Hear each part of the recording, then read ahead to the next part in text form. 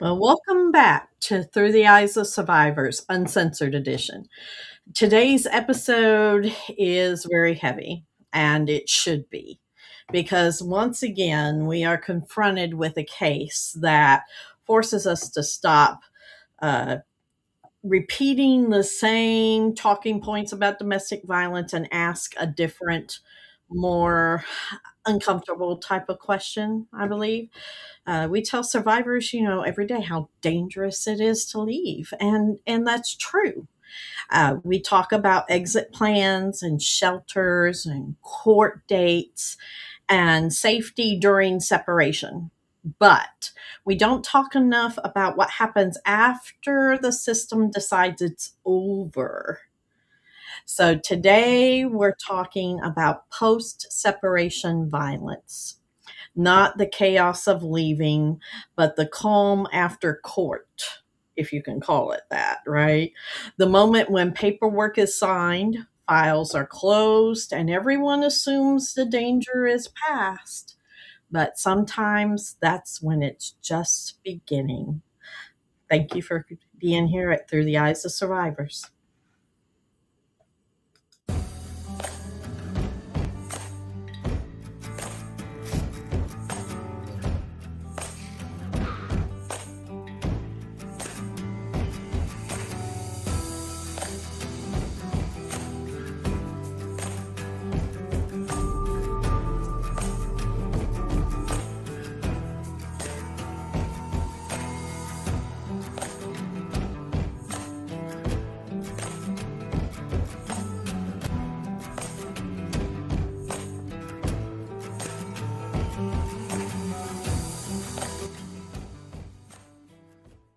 Important notice: the following content may be triggering. Viewer discretion is advised. All discussions are based on personal opinions and experiences. If you or someone you know needs help, please reach out to a local support organization. Important notice. Well, welcome back. Miss Amanda is here with me, and we've got a really great topic for you this week. But before we get started, of course, we have to plug our lovely affiliates. So let's take a moment real quick to talk about something that can really empower you in your journey towards safety and healing. It's called Truth Finder. It's a simple tool that helps you uncover public records and background information about people you may encounter in your life. Whether you're reconnecting with someone from your past or just wanting to ensure the people around you are trustworthy, Truth Finder provides you with that information you need to make those decisions. And here at Through the Eyes of Survivors, we're all about creating safe spaces and giving survivors the tools they need to reclaim their power. And that's why we're so excited about Truth Finder. And I have used it. It's a wonderful tool and it helps you take control of your own security and peace of mind. So try that out. Support our podcast. We'll have the links in the description and comments. And also, we're thrilled that we're partnering with Opus Clips.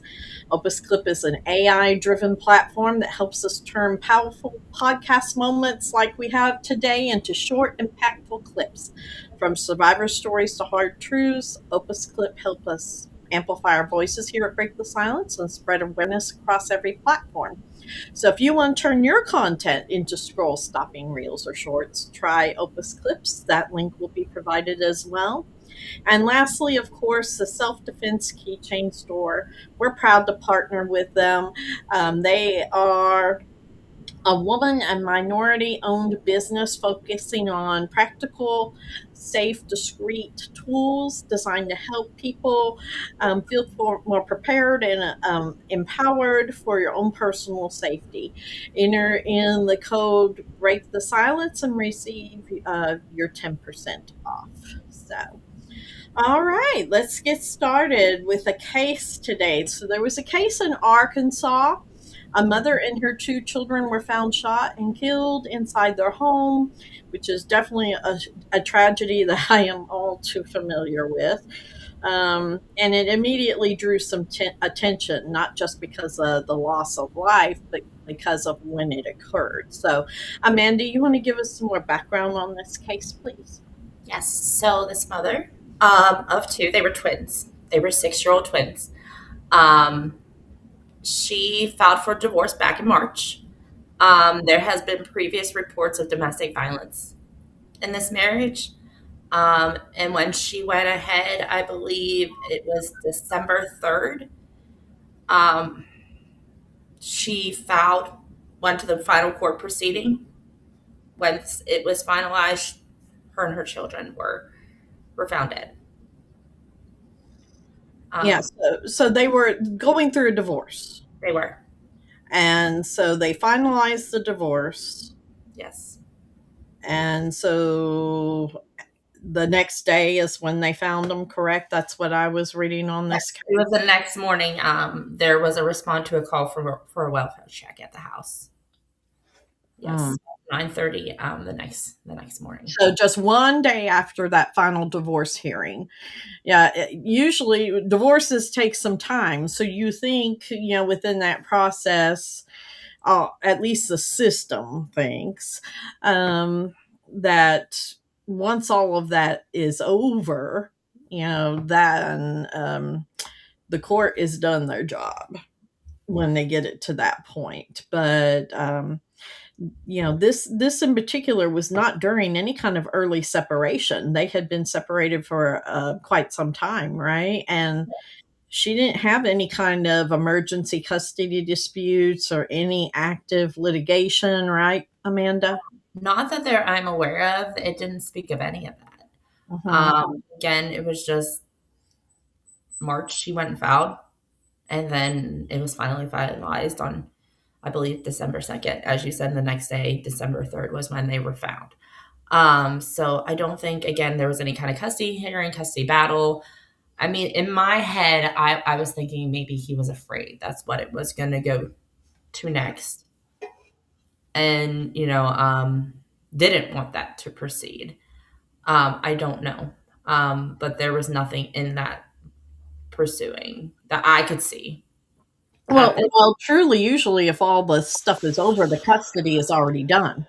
So more than likely, she got, the regular custody hearing. This to me smacks of a total loss of control. He lost total control after that divorce was over. There was no more controlling what she was doing, what the kids were doing. More than likely, she got you know, at least got the normal custody arrangement where he wasn't going to be there every day anymore. I feel like this was like one of those rage temper tantrums, as Hmm. we like to say, like it was, but like a fatal rage temper. Like something in that court proceeding really set him off.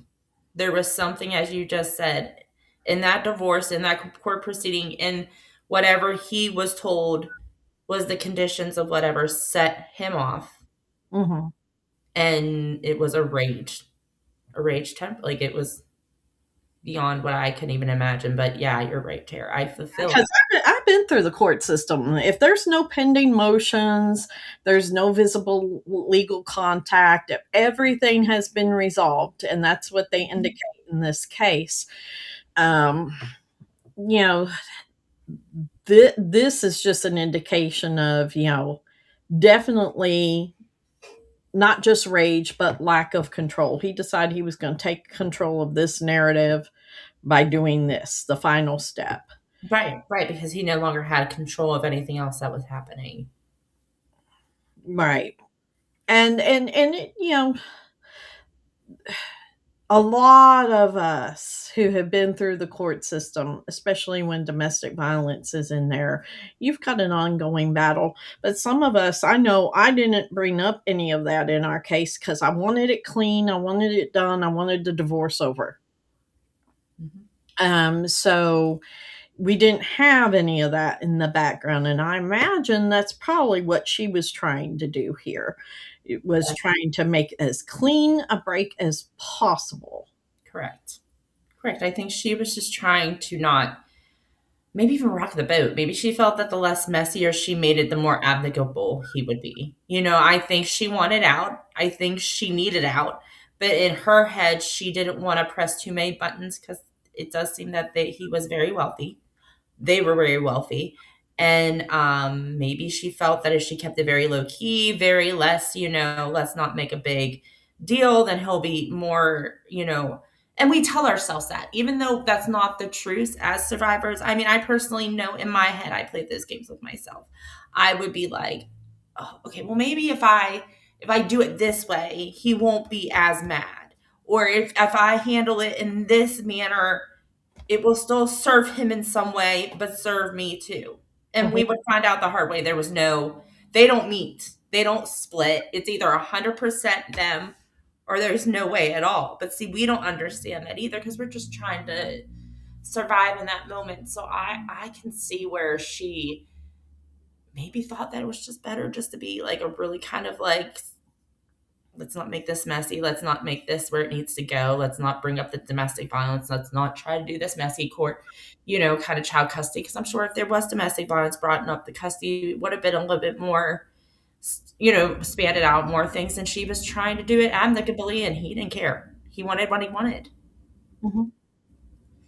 Which is in most cases, but like we were saying, I think a lot of people think sometimes that as advocates, let's put it that way, the advocates especially hype up the you've just left. These are the red flags. This is what you need to do. This is how you need to leave, right?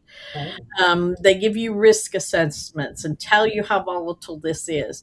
But once you get, I've heard this before many a times, you get 6 months down that road, the statistically, let's put it that way, the chances of this kind of narrative happen is so much less.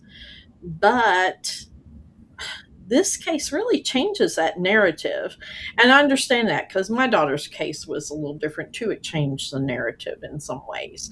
So uh, I think we have to do a better job of letting victims know that just because you got through this major battle here in court, this one step, it does not end the risk. And a lot of survivors know that because they're coming out of court and they're still, they're having to do the custody exchanges at the police station or in public because they know they're still at risk and everything. The difference is with this case, nothing like that was brought up. Mm-mm. No, no. And that's where I'm kind of like, again, I fulfill because of he might have had a prominent position in the community. She was trying to not what we like call poke the bee's nest, right? Because we know we're hitting it a little bit. I mean that's a terminology we use a lot. Is we think that okay, this is going to tick him off. This is going to really infuriate him. This is going to anger him. This is going to spark his anger, narcissism. This is going to cause a whole thing. Um, and as I said prior, I really think she was trying to do it. I think And she probably had a lot of people more behind her going, you could do more. I'm sure there was people saying you can do more and you should do more. And she's going, no, no, because I've been there. Oh no, I just want to keep it amicable for the kids and me. And maybe if we keep it amicable and it's away from the community, he'll be a lot more, willing. Like, he might be really mad at first, but then, because of his, and it didn't. And I mean, my heart hurts for her. It does so Yeah, badly. and we're making a few assumptions here, I mean, but like, we're not saying this is what it is because, I mean, we don't know. it could be very much there was no violence, no indication, and this man just plotted and snapped. And that does happen. But how do you prepare for that? I mean, technically you can't, you know. But if you think like something like that may occur, that's why this topic is worth having that discussion. Oh, I'm Because sorry. I am corrected. Back in March. I'm sorry. I just saw another article because I wanted to make sure that we are presenting this correctly. right, She asked for full custody of her two children and a protective order for herself and children. there you go. And her husband was, because her husband had arrested and been charged with domestic violence. So he had been arrested. He was initially charged with aggravated assault on a family member, third degree domestics, and two counts of third degree, endangering the welfare of a minor. Yeah. So he was enraged. Oh Um, yeah, this is something that this man has obviously has a past of doing. Yeah, he's also was also ordered to have no contact with his estranged wife or any family members unless authorized by the courts. And that was in October. mm. So he was already estranged from her. So this was the final nail in the coffin when they got the final. Well, I can see that. I can see that because I know, Amanda, you and I have talked about this before. During my divorce, I pushed for it to go as fast as possible. He had put his hands on me, and then he had crossed the line, put his hands on one of my daughters. And he really thought when, he signed off on the paperwork and we're supposed to go to court together. And I told him, you don't have to be there. You've already signed the paperwork. You don't have to be there. Oh, no, I'm going to be there because I want the judge to hear from me. But I didn't file anything against him. Mm-mm. He didn't have any arrests because this was back in the day. They told, us to go take a walk. They didn't arrest nobody. And when he showed up, the judge just looked at the papers. He's like, you signed this and agreed to this? He's like, yes. And he asked me, did you agree to this? I said, yes. And he goes, okay, bam, you're divorced. And he was infuriated, just infuriated. That judge didn't even ask me anything. What do you mean? And the judge was just going off of what he had already. He signed it. He signed the agreement. But yet he thought something was going to change, like it was going to be some kind of a court hearing trial. And like I was going to blur about everything he did to me and he could, repudiate it back. And that's not what happened. And boy, he flipped. It was not a pretty sight when we got out of the courthouse. So, Mm-hmm. Yeah. I mean, I can remember my ex just having this non like reality of what was going on. Like, we were there for a PFA proceeding and they made you sit on two separate sides of like the courtroom. He came and sat down beside me. We're not even together. We're in there for a PFA and he's like talking to me like we're just meeting up to talk about laundry. Like, I'm not even kidding. That was how. And I looked at him and I'm like, you're not, you can't sit here. Like, I just remember like just being like, you can't, like, and he just was like, what, where, I'm like, you're, and then like as I'm leaving the courthouse, he's like walking out to talk to me about seeing our children, that, and I'm like, again, you know what I mean? And so for me, he was delusional but not violent. but delusional can turn into violent. So if he really wanted to harm me after I was walking out of that court, he could have. Yeah. So as we are saying, Tara, like as you said, your ex was like he was mad. You know what I mean? He could have took it to an like we walk out of those courtrooms and they're like, okay, everybody's no. No, Actually, that I was very much afraid of it being a new level oh after that. yeah, I remember I had to walk back to my parents' house, and I remember it was like 5-10 minutes away. But I'm telling you, I power walked. I remember getting back and like crawling up my parents' step because I was almost running because I kept turning around to see if he was following me. Because if he was that bold to approach me in a parking lot in a courthouse, how much bold would he have been to approach me just on a regular street? Right. And so, as I said, like, I just don't, I feel at that time we're terrified. That's a really hard time because, again, we not only poked the bee's nest, we set it on fire a little bit in front of people. And narcissists do not like that. And especially if you go to court and they're made to look like the bad guy, that is when that goes to all over the place. My court proceeding at that time did not make him look as horrible as he wanted to. But I can guarantee you if it did, it would have been worse. It would have Mm, been worse. right. And people don't think of, well, I'll put it from me personally. I did not think of anything ever escalating to the children until it was too late and it happened. Mhm. And so a lot of times there are women that I have met over the years and talked to over the years that they really did not foresee that he would ever do anything to the children.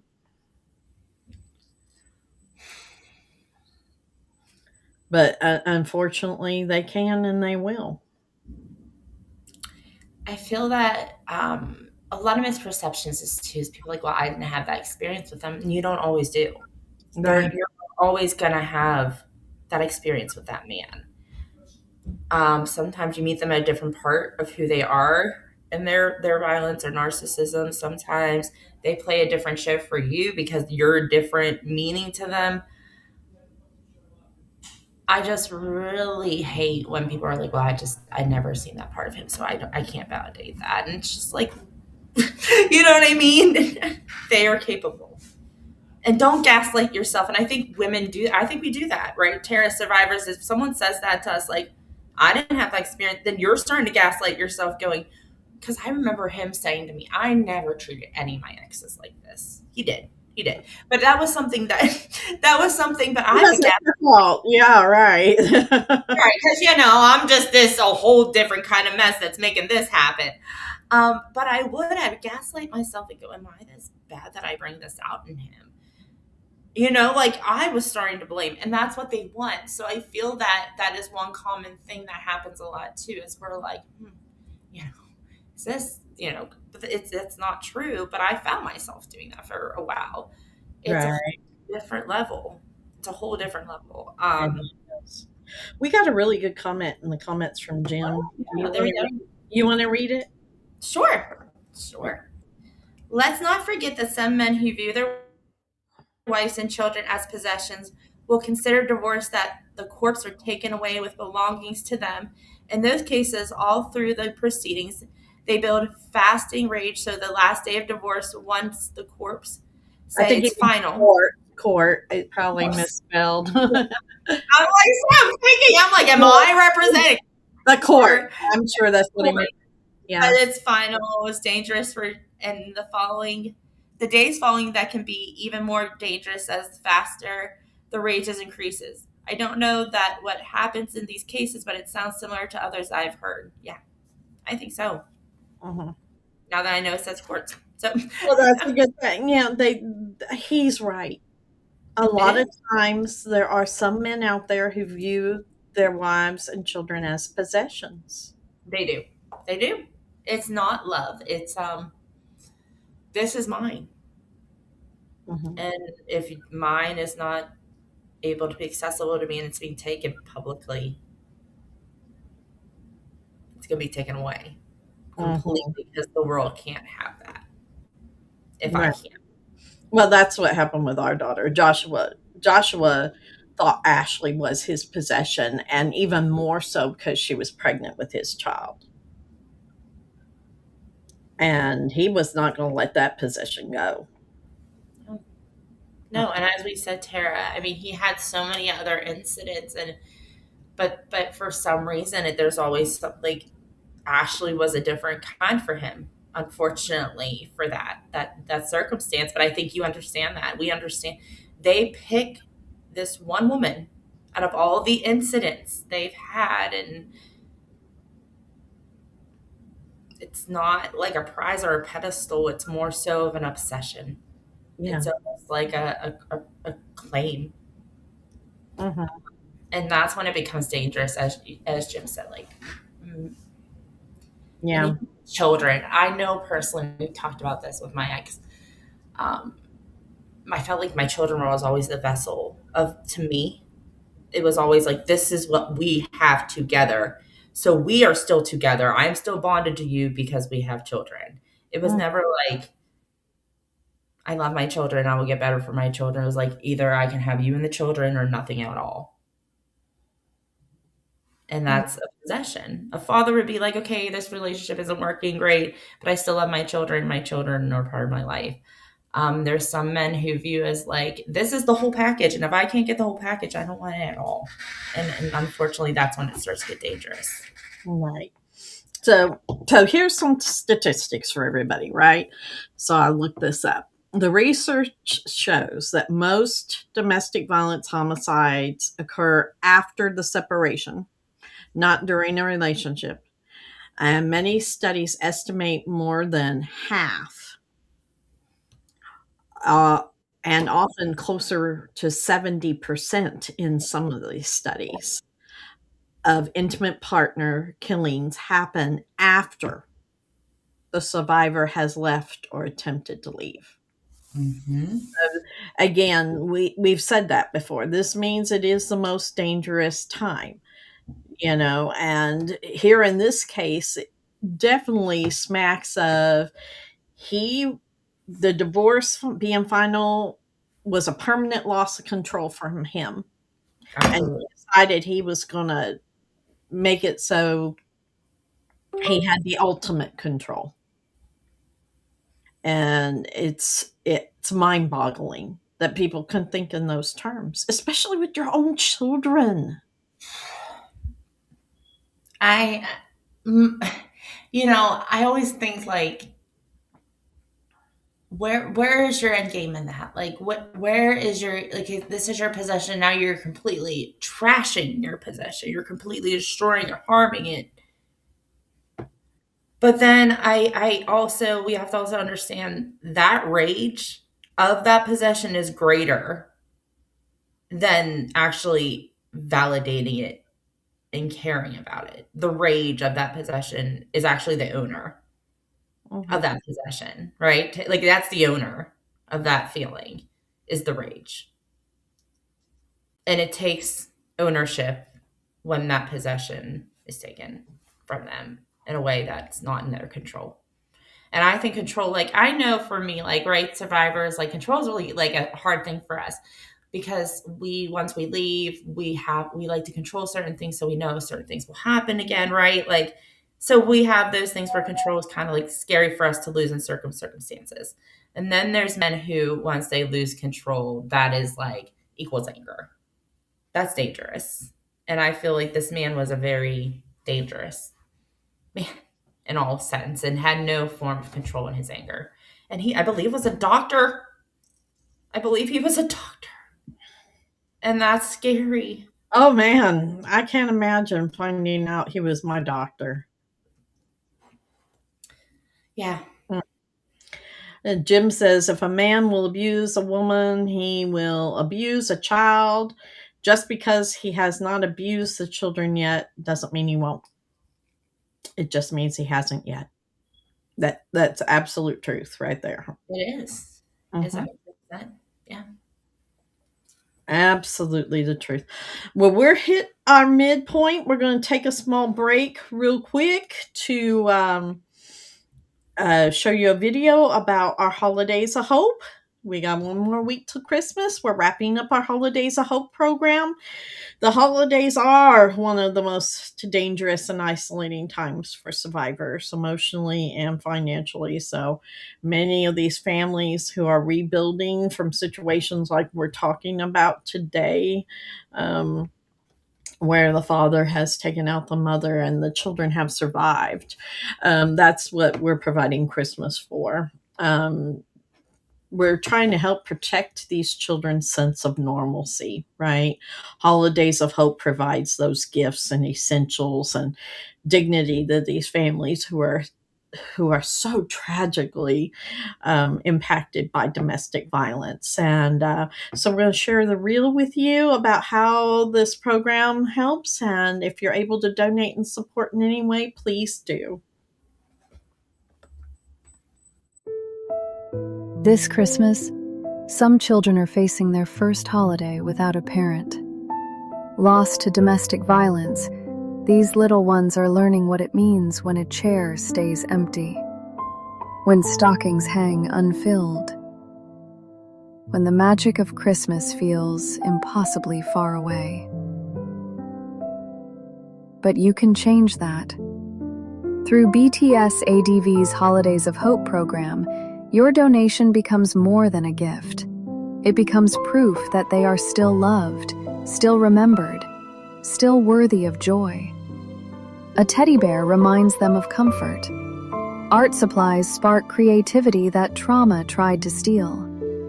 A simple toy whispers what they need to hear most: you matter. These children have lost so much, but they don't have to lose Christmas too. Donate today. Sponsor a child's holiday. Give them the gift of knowing that even in their darkest moment, a community of caring hearts surrounds them. Visit breakthesilencedv.org, because every child deserves to believe in hope again. All right, we are back. And for everyone who has donated to Holidays of Hope so far, we greatly appreciate it. This year, that has been very special. So thank you. And if you can still donate, even if it's just a little bit, we would appreciate that donation for these children. So let's get back to this topic, this post separation violence. Um, we were discussing how rarely this is about love. It's all about control, right? The court's decisions become permanent, and abusers experience this really a collapse of ego, Oh yeah, and it threatens their whole identity, right? This is very absolutely, dangerous. absolutely. I mean, because they love their identity more their ego than they love you or your children. Mhm. I mean, that's the real threat, right? And that's why I think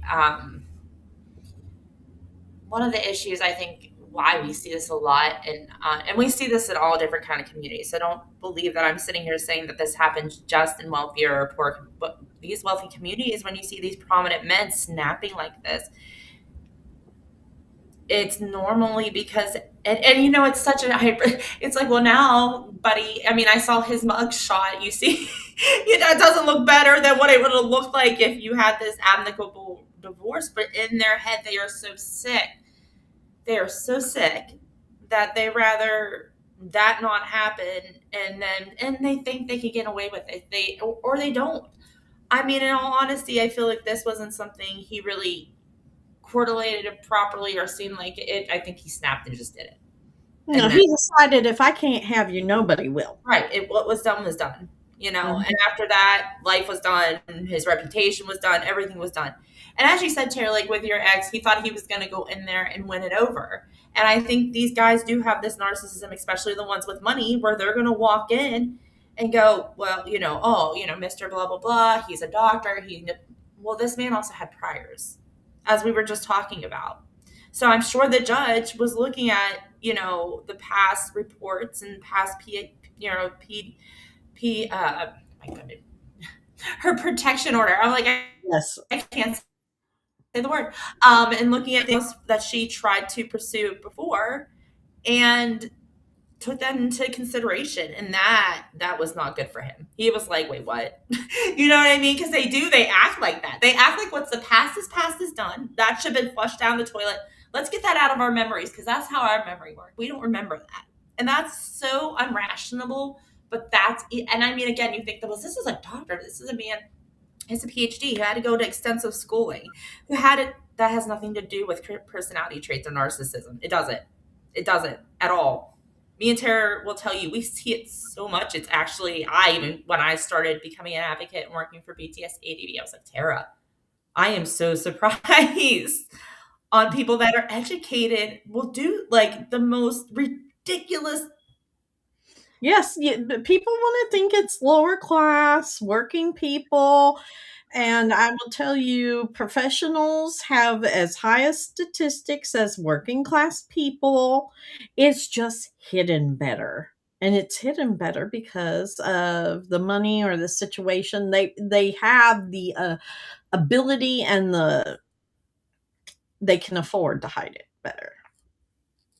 And because of the status, also the victims feel like they have to hide it more. Yeah, yeah, Mhm. So absolutely.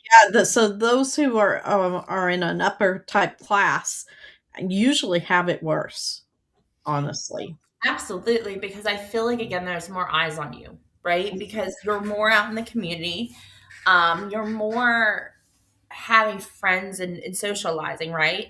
I feel like when you have a husband who has a prominent job, or like different things, as such as like a doctor who has different galas or different meetings or different trips, and you go as his spouse, so you make these friends, but these are his work friends. These are the people that are pay, and he threatens you with that. Do Mhm, you like having money? Do you like having a home for our children? Do you like having a car? Do you like our children having food? Do you like going on these vacations? Well, guess what? Then when we go to these things, then you need to act. I mean, so she had so much on her too, I'm sure, to keep face, mm, because I know, when you have a husband who's blue collar and doesn't have a prominent job, you're not having to go out as much. So you're a little bit more able mhm. to withstand. You're more with able to kind of like, they're kind of able more to hide it. Oh, yeah, she's good. She's just not feeling well. She don't want to come out to dinner with help. And Oh, we lost Amanda. She'll pop back in here in a minute. Yeah, I know they've had some weather up there because she's in Pennsylvania. I'm in Texas, but I understand what she's saying. Absolutely. There she is. She's back. you see, um, I can hear you and see you. I Yes. never saw myself leave. Yeah, yeah. You left for a little Okay. I was like, that's funny. I never even saw myself leave. Well, I'm glad I'm back. bit. No, but I get what you're saying because, like, I never had that worry. My ex couldn't keep a job for more than 3 to 6 months if his life depended on it. So it was not the his job affecting his job or his reputation or anything was not a factor Good in shot. ours. Yeah. That's how it was with my ex. He would shoot himself in the foot everywhere he went. I was like, well, you know, um, it wasn't like I had to put a face on. I mean, he did do volunteer firefighting for a moment. And any time that, they would have Christmas parties or anything like that, or if he was invited to his friend's house, I feel like he wanted me to act a certain persona and the kids to behave a certain way. Um, he didn't have to act that way, but we did. Mhm. I think the thing that bothers me most, and I don't know if the system can fix it at all, but you hit these stages of, okay, she got the protective order, okay, he had charges, okay, the divorce is final, and she got custody, and all of this, but then the system is like, okay, that's all I can do until he does something else. That's all I can do. Right, right. Like we need more proof. Like, but do you want it to escalate in order for, like, Yeah, I can't tell you how many times we heard that. He posted a one on Facebook. Oh, we can't do anything about that. Not right? until he uses it. I don't know how many times we heard, well, I know he's phone calling you and telling you what you're wearing, but until he does something, there's Yeah. nothing we can do about that. And so the system measures this, with they do their paperwork, you go to court, case closed. And I don't know that I don't know of a system that could make that better, but I think we should have discussions on it. Oh yeah, I do because I just feel they're not going to respect. They don't respect anything. They don't respect the women. They don't respect the orders, and 90% of the time they're not respecting the court. They don't care, Mhm. And I fulfill that there has to be some kind of prevention in these times where, like we talked about, like our assessment risks, right? When we go into shelters and they talk about like how they assess you to see how dangerous this person was. And if you're in immediate danger, an immediate shelter. Well, I think these also need to be assessed during these cases and understanding that if he was able to harm this woman during their relationship and now she's asking for protection, then maybe we need to assess the protection for her and appropriate, lengths that need to be taken for him to be held accountable and to be, I mean, I don't have the answers right now. I couldn't even give you even a little bit of an outline, Tara, because it's so but I agree. I agree that there has to be some kind of like, if they fulfilled from the jump before they make these decisions that this person could be accountable to kill this woman, then they need to do certain procedures while doing these proceedings. Well, a lot of times that you hit a window there of once it escalates into court and you're having proceedings and stuff, they get on good behavior. I've seen that a lot of times. All of a sudden, okay, the court is watching, so I'm going to be on good behavior because I have to prove her wrong within the court's eyes. I'm a really great guy. I really love my children. You know, I have these great jobs and great positions. And um, so they really all of a sudden will focus in on all this great behavior for months on end. And then they get to court, and if they lose, Oh, they're like done. Because here's the thing too, like I think the first time offender program should not be offered to violent offenses. I just don't. I don't. I'm sorry. I fulfill that there is people that should get that program. I'm not saying that program is like feel like people mess up. Sometimes there's some things happens and that's a great program and they never mess up again. They do what they need to do, move on, become a law abiding citizen. But if you are domestic violence, perpetrator and you're hitting women, hitting men, or whatever you're doing, that's just saying, okay, you can do this again. Um, because I mean, personally, my abuser went through it. It wasn't for me. It was for an incident that he had with my father. But again, it was one of those kind of slap on the wrist, kind of, you do probation. You go to anger management, which again, I've talked about this before prior on here, and I will talk about it until the day I die probably. His anger management was him paying $600 off of a counselor for him to sit with him for maybe one session and then send him home and watch Tony Robbins. Am I saying that? Tony yes, Robbins? Tony Robbins, yes. Yeah, because I think I said Tony Romo the one time. I'm like, that's a football player. But Yeah. yeah, Tony Robbins videos. And I'm thinking, and I'm watching it with him because we were together at one point when he was doing that. I'm looking at him and I'm going, are you getting anything from this? And he's like, oh yeah. And I'm feeling like, I feel like he's being more motivated to go get a job than not to hit someone or not be violent. So I had no clue where those two were interlining. But because he paid that $600 at that, counselor, one therapist, whoever he was, he signed off on the certificate for the anger management. And it was like a slap on the wrist. And that to me is insane. Mm-hmm. Well, I tell people all the time, if you haven't heard my daughter's story in this, and Amanda has heard this several times, I'd love for you to out there guess how many times before Ashley he was involved in domestic violence. I mean, take a wild guess. I love you too.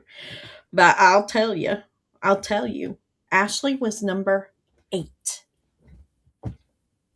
Number 8. And he's Right, still out there. He was still out there. right, right. And that's what I'm saying, ladies. It, that's not always the first one. It's always not the second one. So don't tell someone I had a different experience with him. I can't believe he would be like that. Mhm. She was like the eighth. That's insane to me. That is That's what's wrong right. with this. That's That it. is what And I'll tell you, the new wife after me for 10 years went, there ain't nothing that went on, nothing that went on. But guess what? I came across their divorce documents when they did divorce after 10 years, and it said she tried to file a protective order. She didn't get it. So, hello. Obviously, something was the same, or that wouldn't have happened. So, yeah.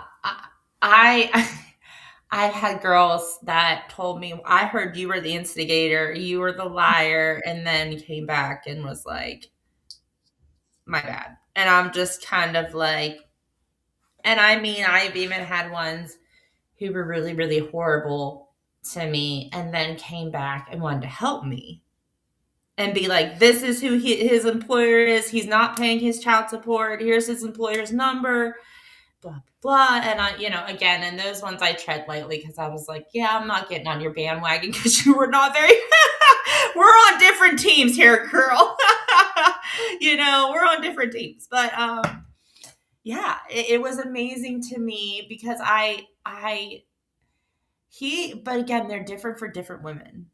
mhm. And they know different things they could get over with different women too. It doesn't make you less of a person. It doesn't make you any like weaker or any actually 90 like I can remember these girls coming back to me and telling me I was always compared to you. And I would laugh because he would always say how much of a piece of crap I was or how much I could change or compare me to these porn stars or ex-girlfriends or girls he would see on TV, but then he would date these other women when we were broken up and they'd be like, oh, he was obsessed about you. he Again, this goes back to what Jim was saying. They're obsessed because you, to them, are possession. Possession. Yeah, absolutely. Like he couldn't even go on a date with these girls without being obsessed that I was going on a date. It was just enjoy it. Like I kept thinking, I remember telling him one time, like texting him and being like, enjoy your night. You know what I mean? Like, enjoy your night. Like, leave me alone. Like, let us be. Like, you go on your date, I'll go on my date. Like, my parents was watching my kids that night.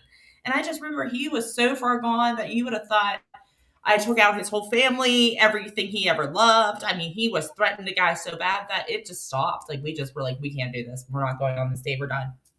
Mhm. And they do that. They do that because, and of course, he won. He won that night, right? I mean, I know that now. I do. I remember my mom being like, "Why didn't you turn your phone off?" And I should have. I should have. But I was so far deep in his BS and Mhm. not healed yet that I did. I let him take me down that night. And again, if you guys are struggling with that, don't feel bad. That is normal. That is a normal thing because it's so hard, especially when you have children with them and you have custody. Because I don't know if your ex did this, but Tara, like the days that I would have my children, didn't have my children, he would flip out because he would want to know what I was doing. So like, Oh, yeah. Oh, I yeah. mean, he was like not concerned about being, and he had a girlfriend at this time. And she's in the background making my kids pancakes, and he's calling to ask if our daughter's allergic to strawberries. And I'm going, you have been with this child since the day she was born. She is 8 years old. You should know this. Please stop calling me. Then he would call me again and ask me something stupid. He thought I was out with some guy at a bar. I was at my nephew's college football game. And he was like, "You're out with some men. I hear all." And I'm like, "I am at a college football game. Stop calling me." But also, kept picking up because he had my children. Because my Right. dad would be like, "Why are you answering the phone?" I'm like, "He has my children." And that was, and he knew that. You know what I mean? They were dangling the most precious and like most important thing in our lives. Yeah, They made it. Oh, that was it horrible. So I is do horrible. empathize with anybody that has to deal with that because that was not a fun time in my life at all. Mm-mm. Mm-mm. You don't want to go through all that again. Absolutely. Never. I would never want. And again, I say if anybody's listening right now and you're going through that, my heart and prayers is with you because that is something that is challenging, and it's unfortunately it's very very hard on the children too. So in these cases, it's just Yeah.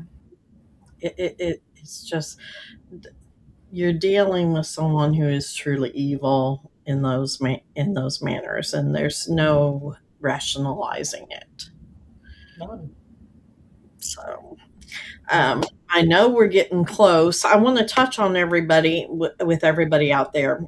So, what we're talking about is post court danger window. That's what advocates like to call it, right? It's the period after final legal decisions are made when that oversight ends, but you still have that risk. It's really high. So, some of the red flags, I'd love to share that with the audience just in case somebody out there needs to hear this. They're going through something and they're questioning whether or not they're at this kind of risk. So, obsession, if they're obsessed with losing everything, that's a major red flag. If the escalating of threats after court ends starts happening, that's another one. Stalking, monitoring behavior, retaliation through your children or through the money because they're delaying child support or they're afraid about their reputation. Um, a fixation on your independence or happiness, like Amanda was just talking about. Who are you dating? Where are you going? What you doing? You got to have some other man over there. Safety planning often ends just way too soon, right, Amanda? So you've got the safety plan even through this. So, Yes. Yeah. I mean, you have to be able to just somewhat make people know what you're doing. Few people, handful of people, right, Tara? We always say that. Like, take your trusted community and let them know because even if it's one or two people, even if it's one, so at least if something goes sideways, they know. they know. Yeah, absolutely. So, in closing, this case wasn't about chaos. It was about that moment everyone believed in the system, the danger was gone. And that's definitely what we need to talk about differently. Sometimes the most dangerous moments isn't when someone leaves, it's when the system closes those files and the vigilance that happens within the system fades, right? And uh, relief for them set in, but not for you. And when everyone else around you believes, hey, this is finally over, the abuser oftentimes doesn't accept that. So be careful and stay vigilant. Um, Definitely. Before we close out today, I want to leave you with a few important ways to connect. Definitely be involved here with Break the Silence first. Um, if these kind of conversations resonate with you, we want to invite you over to our TikTok channel and watch the Narc Diaries. This is like raw, honest series that happens every Wednesday and Sunday. We speak openly about what our narcissist said to us. And people have been sharing it. They talk about the coercive control and the realities that people just don't want to say out loud. They're short, powerful pieces over there, and they have been very engaging. And I can't even believe half the time some of what some of these narcissists say to each other, men and women. But join us over there on the TikTok page for sure. Some really great content over there. You can only find the Narc Diaries on our TikTok. We don't do it on Facebook or YouTube. Um, Also, our Survivor to Survivor question platform that drops every Friday. If you have a question you'd like submitted to ask one of us, another survivor here, please send that question into podcast at breakthesilencedv.org. We would love to do that, and we will keep you anonymous in that. So, also, we're actively looking for social media engagement volunteers. It's not a role about creating content, it's about community care. So, you're volunteering to help monitor the comments and the messages on our various platforms and respond with empathy, help keep our online spaces safe and support survivors while you're doing that. So if you have time to spend a day on social media and engage with our team to other survivors and be an advocate, we would love to have you as a part of that team. You can apply on our website. They'll be putting a link here in the comments and description as well. And if any point anything is too heavy for you on any of our episodes, our support line is available from 9 a.m. to 9 p.m. Central Standard Time. That link will be provided as well, and the number is 1-855-BTS 1777. There's real people and real support there for you. Also, we have a quick programming note. Our upcoming episodes are going to coincide with New Year's Eve and New Year's Day. And so Amanda and I will be taking that time off for our families, but we are pre-recording episodes for those Wednesdays. So it will still come up live, but they are pre-recorded. So definitely we will still be here for you to watch the episodes. Join in. We do have some social media engagement team who will connect with you in the comment sections.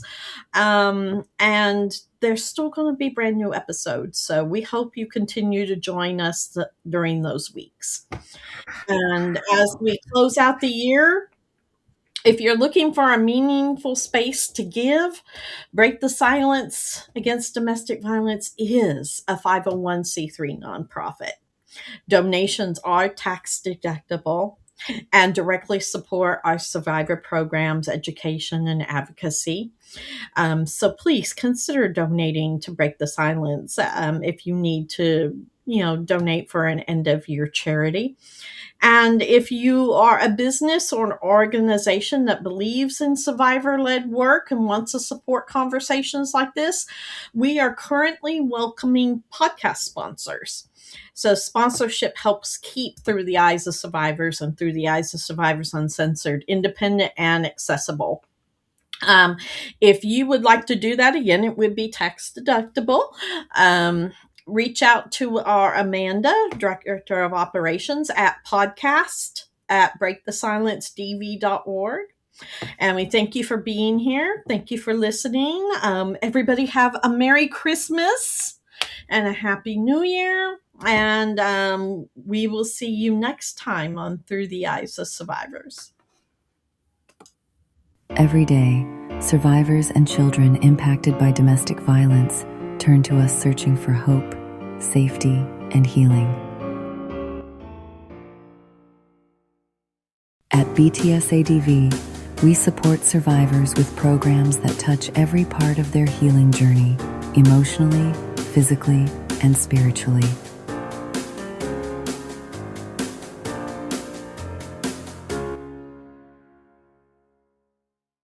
Your support fuels Holidays of Hope, providing Christmas for children who've lost a parent to domestic violence. Our support line, a compassionate, survivor-centered resource, operating 9 a.m. to 9 p.m. every day. Sister Survivor Retreats, safe spaces where women rebuild confidence, rest, and community. Grants of Hope scholarships, helping survivors rebuild their future through education and stability. Run for her, uniting survivors and supporters to honor those we've lost and empower those still fighting. Survivor to Survivor support daily encouragement, resources, and emotional guidance. Awareness and prevention outreach that reaches millions online. And our podcast, Through the Eyes of Survivors, amplifying real stories and education. When you donate to BTSADV, you're not giving to a large corporation or a faceless machine. You're directly impacting families in crisis. You're helping a survivor make a safety plan. You're helping a grieving child feel seen at Christmas. You're helping a woman find her voice at our retreats. If you believe in healing, hope, and ending the silence, join us. Your donation, big or small, fuels life-changing programs for survivors and their children. Stand with us. Support this mission. Help us change lives one survivor at a time. BTSADV, where healing begins and hope lives. Every day, survivors and children impacted by domestic at BTSADV. Every survivor deserves to feel seen, supported, and safe. But we can't do this work alone. When you volunteer with BTSADV, you're not just giving your time, you're giving hope. Hope to survivors rebuilding their lives. Hope to children who've lost a parent to domestic violence. Hope to families healing after trauma. We have volunteer opportunities for every skill set. Support line volunteers who answer calls with compassion. Graphics creators who build our educational posts and campaigns. Editors who turn podcasts into powerful short-form videos. Social engagement volunteers who help keep our pages safe. Podcast moderators who guide conversation and protect survivors live. Website editors who help publish survivor stories and resources. And video reel creators who bring awareness to millions. You don't need to be perfect. You don't need special degrees. You just need a willingness to show up with courage and empathy. We train you. We support you. We walk with you every step of the way.